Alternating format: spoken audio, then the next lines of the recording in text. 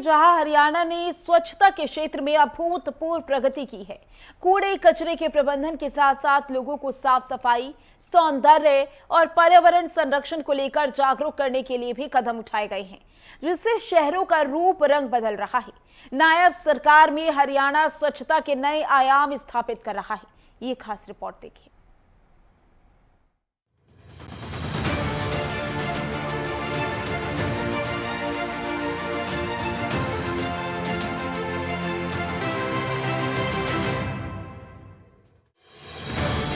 हरियाणा का नायब नेतृत्व प्रदेश को स्वच्छ और हरा भरा बनाने के लिए तेज गति से काम कर रहा है।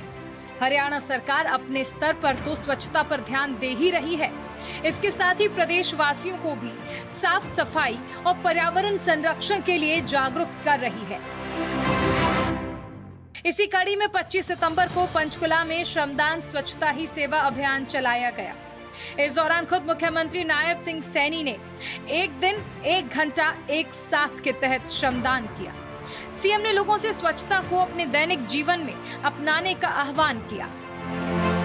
तो मेरा आग्रह है कि श्रमदान में हमें एक दिन में 1 घंटा अवश्य देना चाहिए, और उसके लिए मैं आप सबको जब हम स्वच्छता की तरफ श्रमदान करेंगे, बढ़ेंगे, तो जो वायु का पोल्यूशन है या वातावरण दूषित हो रहा है तो वो भी ठीक होगा, और उसको लेकर के हमने इसमें काम करना चाहिए। और हम सब की जिम्मेवारी है, क्योंकि इसके अंदर बड़ा ये महत्वपूर्ण है कि हमारे लिए स्वच्छता जरूरी हो और पेड़ लगाएं।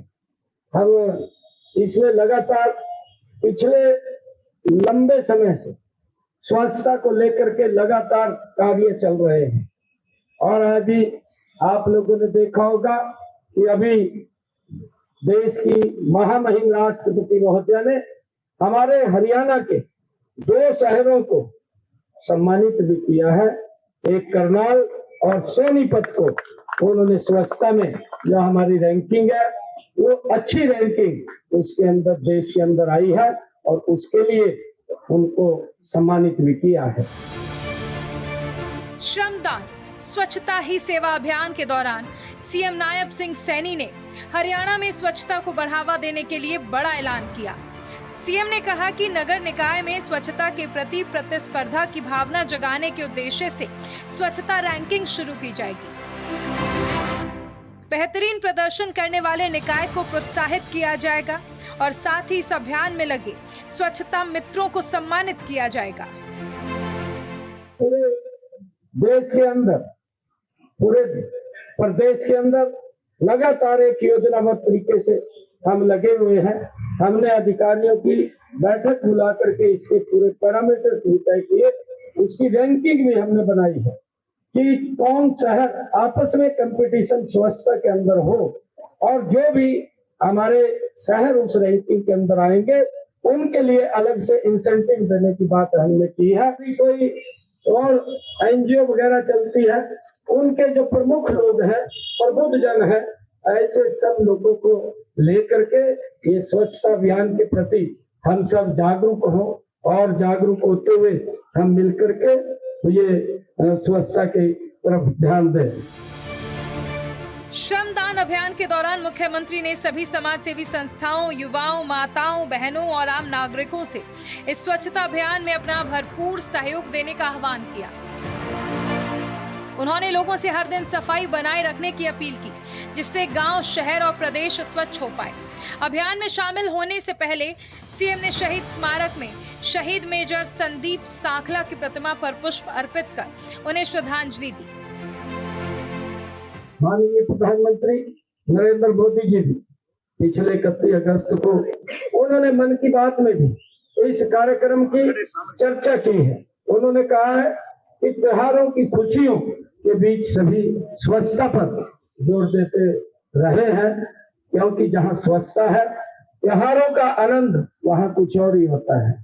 और हम देखते हैं जहाँ अगर गंदगी होती है तो बीमारियां भी तरह तरह की जन्म लेती हैं, अगर स्वच्छता होती है तो बीमारियां भी दूर होती है, हमें कम बीमारियों से धीरे होते हैं, नहीं तो अगर गंदगी फैली होती है उसके अंदर बहुत ज्यादा बीमारियां फैल जाती हैं। मित्रों, प्राचीन काल से ही हम देखते हैं कि हमारे देश में श्रमदान करके सामूहिक जो काम करने की महान परंपरा हमारी रही है। और पहले साफ सफाई के कार्य धर्मशालाएं, मंदिर, कुएं और बावड़ियों के अंदर, ये तालाब और जो सांझे रास्ते होते थे और स्कूल इत्यादि में हम मिलकर के श्रमदान करते थे।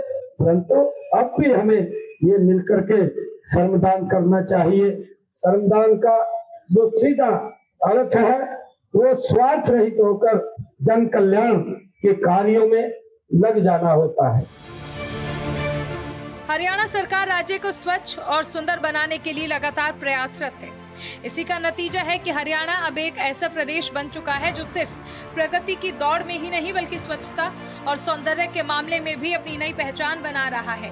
हरियाणा सरकार का हर गांव और शहर को सुंदर बनाने का संकल्प साकार हो रहा है।